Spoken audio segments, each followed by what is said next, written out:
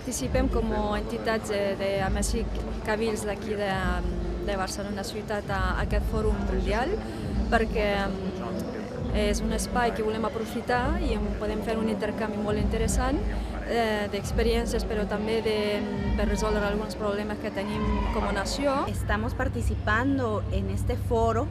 para proponer y para ampliar también la visión de los derechos colectivos de los pueblos desde los derechos vistos desde los pueblos originarios. L'Agència Catalana de Cooperació al Desenvolupament ha estat donant suport durant aquests darrers 3 anys al CIEMEN, al Centre Internacional Abat Escarrer per les Minories Ètniques i Nacionals, per enfortir a dins del que és l'agenda alterglobalitzadora del Fòrum Social Mundial allò que són els drets col·lectius dels pobles. Són pobles que avui encara no tenen suficientment reconeguts els seus drets col·lectius i que, en canvi, aquests drets han estat reconeguts internacionalment, especialment en el marc de les Nacions Unides. No hem d'oblidar que al setembre del 2007 l'Assemblea General de Nacions Unides va aprovar la Declaració Universal dels Drets dels Pobles Indígenes,